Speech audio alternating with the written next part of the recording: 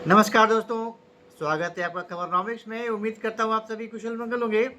अगर आप इस चैनल पर पहली बार आ रहे हैं तो सब्सक्राइब करिए और वीडियो पसंद आए तो लाइक का बटन भी ज़रूर दबाइएगा। गंदा है पर धंधा है, ये बहुत फेमस गाना है, हम सब लोगों ने सुना है, बहुत ही चर्चित गाना है ये। तो ये जो वर्ल्ड पॉलिटिक्स है, जियो पॉलिटिक्स है, वो पूरा का पूरा धंधे पर ही चलता है। रिलेशंस जो हैं अलग अलग कंट्रीज़ के बीच में, चाहे वो अच्छे रिलेशंस हों चाहे बुरे रिलेशंस हों, वो प्योर एंड प्योर ट्रेड पर टिका है। अगर आप अच्छे ट्रेडिंग पार्टनर्स हैं तो आप अच्छे दोस्त भी हैं, आपकी अच्छी कम्राडरी है, आप एक दूसरे को अच्छे से समझते हैं, एक दूसरे की मदद करते हैं, and you call each other friends. अब इंडिया और रशिया बहुत अच्छे दोस्त हैं। उसका एक रीज़न है कि इंडिया और रशिया के बीच में बहुत बड़े पैमाने पर ट्रेड होता है। इंडिया रशिया का बहुत बड़ा आर्म्स इंपोर्टर है, दशकों से बहुत बड़ा importer. I mean majority of the Indian defence जो इक्विपमेंट्स हैं वो रशियन मेड ही हैं। तो इस वजह से भारत और रशिया के बीच में बहुत ही प्रगाढ़, बहुत ही ज़बरदस्त दोस्ती है। चाइना और पाकिस्तान बहुत गहरे दोस्त हैं, नो आयरन ब्रदर्स। क्यों? क्योंकि पाकिस्तान की रोजी रोटी चलती है चाइना से।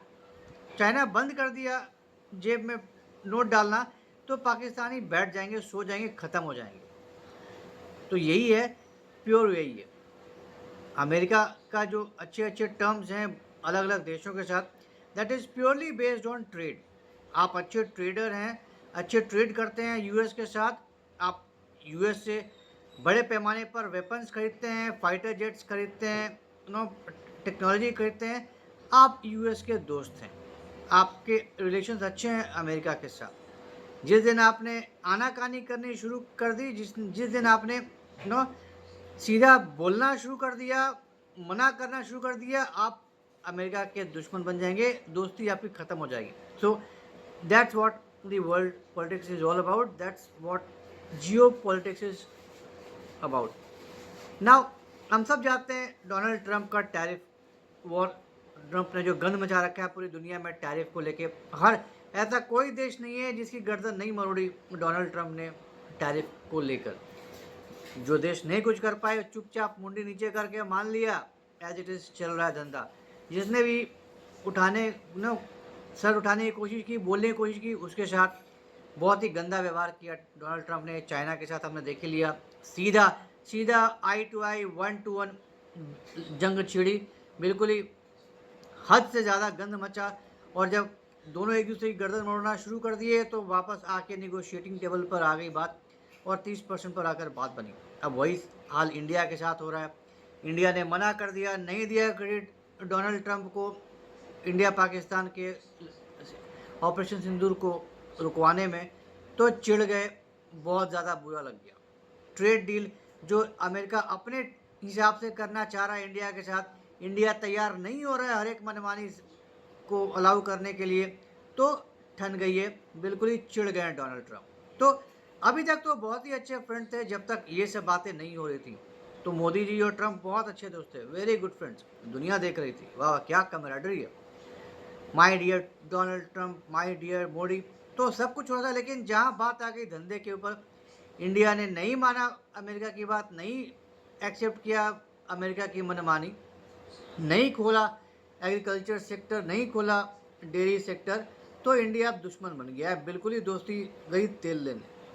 नहीं क्रेडिट मिला डोनाल्ड ट्रंप को सीज फायर का, गया इंडिया अमेरिका का रिलेशनशिप तेल लेने, तो ठोक दिया 50% टैरिफ। अब जो भी है, इंडिया कितनी भी नो हिम्मत करके खड़ा है, डटा हुआ है, लेकिन असर तो पड़ ही रहा है, बहुत ज़्यादा बुरा असर पड़ रहा है। लेकिन ऐसा भी नहीं है कि इंडिया इतना कमज़ोर है कि बिल्कुल ही हथियार डाल दे और शांत हो गए और आ जाए।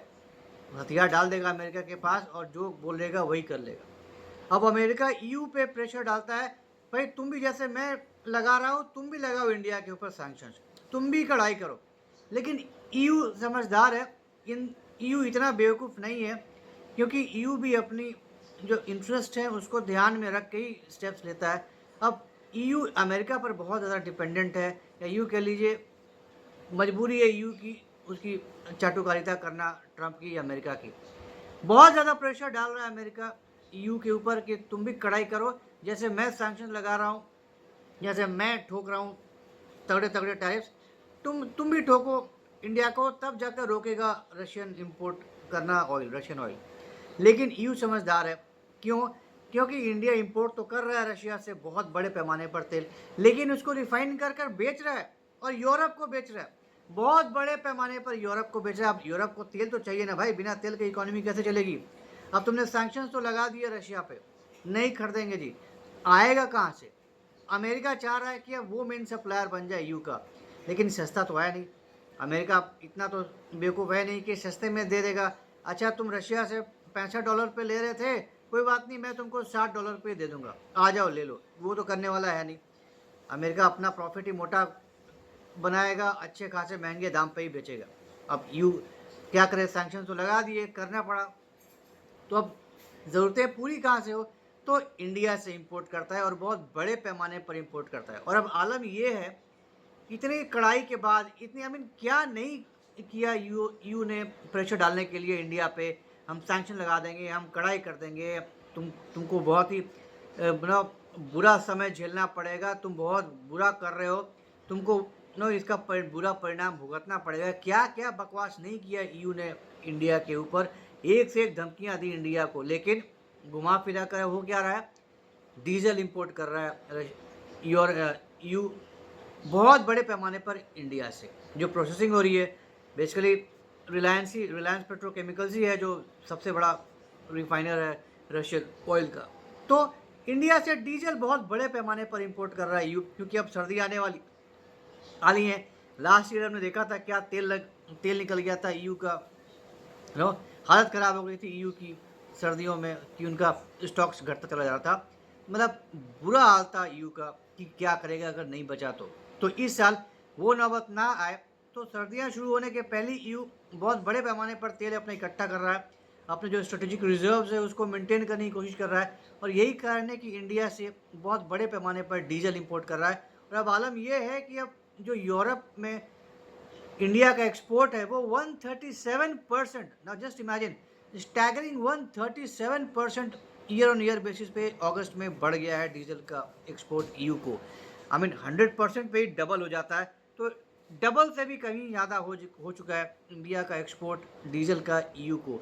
नाउ जस्ट इमेजिन, अभी अगस्त में 2,42,000 बैरल्स पर डे तक पहुंच गया था इंडिया का एक्सपोर्ट डीजल का EU को, which is very very high, 137% jump. और जो इंडिया का टोटल एक्सपोर्ट था, जो ये तो सिर्फ EU को एक्सपोर्ट था, जो टोटल डीजल एक्सपोर्ट था वो 6 lakh barrel per day cross कर गया।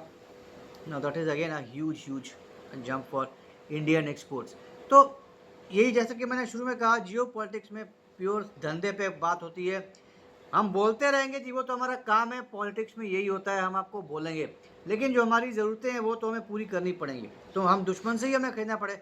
अब अमेरिका इतना हु हा करता है, इंडिया को प्रेशर डालता है मत खरीदो तेल, लेकिन वो खुद एनर्जी पैक्ट करना चाहता है रशिया के साथ। अभी डोनाल्ड ट्रंप और पुतिन मिले थे अलास्का में, तो उस मीटिंग में डोनाल्ड ट्रंप और पुतिन आपस में एनर्जी डील्स की बात करने लगे आने वाले समय में। अब बताइए, वो अमेरिका जो कोई कसर नहीं छोड़ा है रशिया को बर्बाद करने के लिए, सारे सैंक्शंस का पहाड़ खड़ा कर दिया है, प्रेशर डाल रहा है चीन पे, प्रेशर डाल रहा है इंडिया पे, प्रेशर डाल रहा है कि तुम तेल मत खरीदो रशिया से, हम सैंक्शन लगा देंगे, हम ये कर देंगे वो कर देंगे। लेकिन जब अपनी ज़रूरतों की बात आई तो जाके उसी दुश्मन देश के साथ डील करने की बात कर रहा है। तो इससे बड़ा दोगलापन और आप क्या बोलेंगे कि भाई, घुमा फिरा कर बात वही आ रही है, प्योर एंड प्योर धंधे की बात है, प्योर एंड प्योर धंधे पर ही रिश्ते टिके हैं।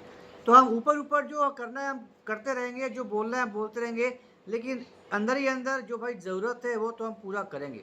आज की डेट पे भी EU का मैक्सिमम जो गैस सप्लाई है वो रशिया से ही आता है। सारे सैंक्शन लगा दिए, अब हमें जनवरी 2026 से और ज़्यादा कड़े हो जाएंगे सैंक्शंस, और ज़्यादा सो कॉल्ड कम हो जाएगा रशियन इंपोर्ट। भाई कम हो जाएगा, देखते हैं क्या होता है। आपकी खपत तो कम नहीं हो जाएगी, आपकी रिक्वायरमेंट तो कम नहीं होगी। और जहाँ पे आपको $50 में मिल रहा है रशिया से, वहाँ पे अमेरिका देगा आपको $80 में, तो क्या करोगे आप? बहुत फ़ायदे का बात हो जाएगा आपको। अमेरिका इधर से भी फ़ायदा कमा रहा है, उधर से भी फ़ायदा कमा रहा है, पिट कौन रहा है, लूट कौन रहा है? आप। तो आपको अपना इंटरेस्ट देखना है, आपको अपने पैसे बचाना है, आपको अपनी भलाई देखनी है, अपने सिटीजन्स की भलाई देखनी है, अपनी इकोनॉमी की भलाई देखनी है। तो ईयू ने बहुत ही सोच समझकर, बहुत ही फूट फूट कर कदम उठाया, और कितना भी बकवास किया हो इंडिया के अगेंस्ट में, लेकिन इंपोर्ट करना बिल्कुल ही कम नहीं हुआ है। एक रत्ती एक बैरल कम नहीं हुआ है इंडिया से इंपोर्ट ईयू का। तो धड़ाधड़ बिक रहा है, धकाधक इंपोर्ट हो रहा है ईयू का इंडिया से डीजल। और अभी आने वाले समय में हो सकता है और बढ़ जाए, सितंबर अक्टूबर में हो सकता है और बढ़ जाए, क्योंकि जो ओपेक कंट्रीज़ हैं, जो मिडिल ईस्ट की जो कंट्रीज़ हैं, उसमें सितंबर अक्टूबर वगैरह में बहुत मेजर लेवल पे मेंटेनेंस का काम होता है। तो वहाँ से भी सप्लाई शायद बाधित हो सकती है। तो अगर सप्लाई बाधित हो गई वहाँ से, तो फिर से और ज़्यादा ज़रूरत पड़ेगी इंडिया की। तो हो सकता है इंडिया का एक्सपोर्ट और ज़्यादा बढ़ जाए सितंबर अक्टूबर में।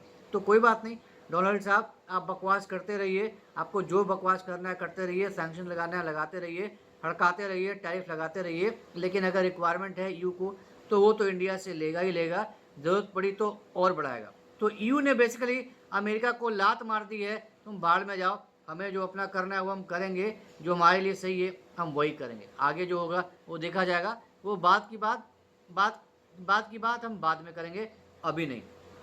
अभी जो है, अभी जो हमारी रिक्वायरमेंट है वो हम पूरी करेंगे, तुम अभी बैठो अपने व्हाइट हाउस में और अपने पे ऊपर ध्यान दो। तो देखते हैं आने वाले समय में और क्या होता है, डोनाल्ड ट्रंप का रवैया और कैसा होता है, ईयू का रवैया और कैसा होता है आने वाले समय में, यूएस के साथ जाएगा या वापस अपना सोचेगा और अपना बेहतर डिसीजन लेगा। तो ये था एक छोटा सा डिस्कशन ईयू का इंडियन डीजल इंपोर्ट्स पे और बढ़ते हुए इंपोर्ट्स पे, despite all those who apply. तो उम्मीद करता हूँ आपको ये डिस्कशन पसंद आया होगा। तो अगर ये कंटेंट पसंद आया तो हमारे इस वीडियो को लाइक करिए, शेयर करिए और हमारे चैनल को सब्सक्राइब जरूर करिए, बेल आइकन भी ज़रूर दबा दीजिएगा। तो जल्दी मिलेंगे कैसे नए इंटरेस्टिंग वीडियो के साथ, तब तक के लिए जय हिंद, जय खंड भारत, नमस्कार।